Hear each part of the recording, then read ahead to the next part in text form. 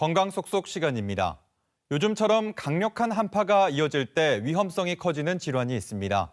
뇌혈관이 부풀어 오르는 뇌동맥류인데요. 어떤 질환인지 자세히 알아봅니다. 평상시 별다른 증상이 없다가 한순간 생명을 위협하는 뇌질환, 바로 뇌동맥류입니다. 생존하더라도 심각한 후유증이 남을 수 있어 주의가 필요한데요. 좀 더 자세히 알아봅니다. 뇌동맥류는 약해진 뇌혈관 벽이 풍선처럼 부풀어 오르는 질환입니다. 뇌혈관 꽈리라고도 하는데요. 겉으로 티가 나지 않고 평상시 증상이 없어 조용한 시한폭탄으로 알려져 있죠. 뇌출혈을 일으키는 가장 흔한 질환인데요. 뇌동맥류가 악화해 혈관이 파열되면 평생 느껴보지 못한 극심한 두통이 나타나는 게 특징이고, 목이 뻣뻣해지고 구토나 의식 저하 같은 뇌출혈 증상이 동반되기도 합니다. 뇌동맥류는 고혈압이 있거나 흡연하거나 비만 등이 위험도를 높이며 혈관 내 염증이나 외상으로 혈관 벽이 손상되면서 발생하기도 합니다. 뇌동맥류는 남성보다 여성에게서 약 1.7배 더 많이 발생한다고 하는데요. 이는 폐경 이후 호르몬 변화가 원인일 수 있다고 알려져 있습니다. 특히 가족 중 뇌동맥류 환자가 있으면 일반인보다 발병 위험이 약 4배 높은 것으로 보고되는데요. 따라서 가족력이 있으면 조건 검사를 하는 게 좋습니다. 뇌동맥류 자체가 위험한 건 아니지만 혈관이 파열되면 사망률이 40%까지 올라가는 치명적인 질환입니다. 뇌동맥류의 근본적인 치료는 수술이지만 크기가 작고 모양이 좋은 경우는 정기적인 관찰만으로도 충분하다고 합니다. 뇌동맥류는 예방할 수는 없지만 평소 생활 습관을 통해 위험 요인을 줄이는 건 가능한데요. 가장 중요한 건 혈압 관리입니다. 뇌동맥류는 크기나 모양, 위치, 가족력 등을 고려해서 치료 여부를 결정하게 됩니다. 조기 발견과 적절한 치료를 통해 충분히 관리가 가능하다고 하는데요. 치료가 필요한 경우는 어떤 때고 어떻게 관리하면 좋을까요? 네, 이번에는 신경외과 전문의 나영신 과장과 함께 뇌동맥류 맞춤형 치료와 관리법에 대해 자세히 알아봅니다. 어서 오세요. 과장님, 뇌경색, 뇌출혈, 뇌동맥류까지 뇌 질환이 여러 가지가 있는데요. 이게 서로 어떤 연관성이 있고 어떤 차이점이 있는 건가요? 네, 지금 말씀하신 질환들은 뇌혈관이 막히거나 터지면서 일으키는 증상으로 환자들이 머리가 아프거나 또는 어지럽거나 또는 말을 잘 못하거나 한쪽으로 힘이 빠진다고 이런 증상을 같이 가지고 나타납니다. 네.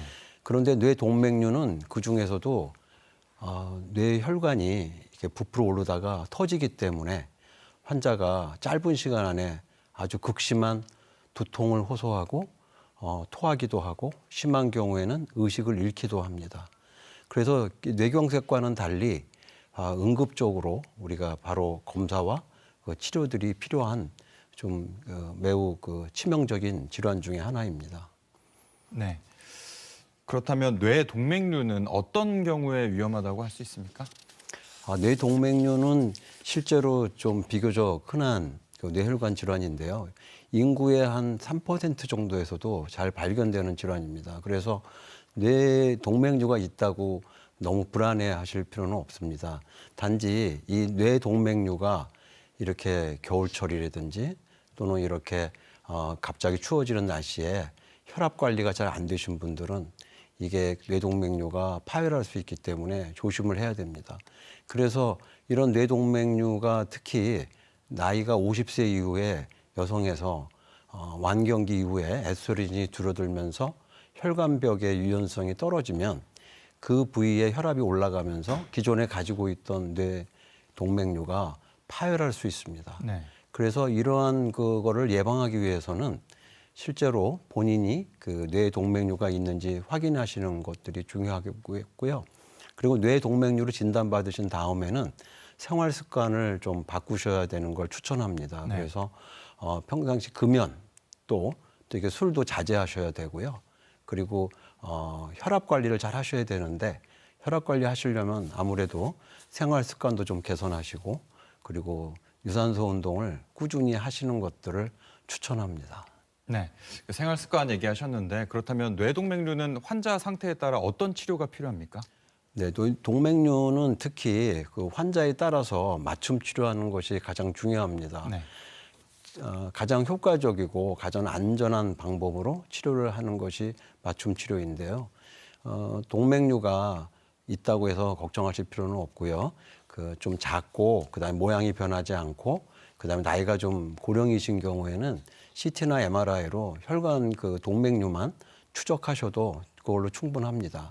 그런데 동맥류가 만약에 크고 모양이 좀 안 좋고 안 좋다는 거는 이게 좀 출혈할 가능성이 높고 위치도 안 좋으신 경우는 저희가 혈관 내에 가느다란 관을 넣어서 그 안에 동맥류 안에 그 코일을 채우거나 스텐트로 막는 치료 방법이 있습니다. 네. 이것을 혈관 내 치료라고 하는데요. 되게 요즘은 그 이런 기술들이 많이 발전해서 이런 혈관 내 치료만 가지고도 동맥류를 완치시킬 수 있습니다. 그리고 이런 치료 방법이 어렵거나 또는 실패한 경우에는 뇌를 직접 열고 하는 그런 개두술이 있는데 네. 이 개두술을 통해서 미세 현미경으로 클립으로 직접 동맥류를 이렇게 찝는 수술인데 물론 이 전신 마취를 해야 되고 또 회복 기간도 좀 길린다는 단점이 있습니다. 네. 뇌동맥류는 이렇게 치료 뒤에도 체계적인 관리가 중요하다고 하는데 평소 환자들에게 꼭 강조하시는 게 있다면 어떤 게 있습니까? 예, 그 뇌동맥류는 이 진단을 하면 그 파열되는 거는 막을 수가 있는 질환입니다. 그래서 조금 전에 말씀드린 대로 50세 이상의 여성에서 그 고혈압이 있거나 가족력이 있는 경우에는 평소에 건강검진으로 뇌혈관 검사를 한번 해보시고 거기서 동맥류가 있는지 확인해 보시는 거를 추천드리고요. 남자 같은 경우에는 60세 이상에서 담배를 많이 피셨고 그리고 고혈압이 있으신 분들은 뇌동맥류를 위한 뇌혈관 검사를 하시는 걸 추천을 드립니다.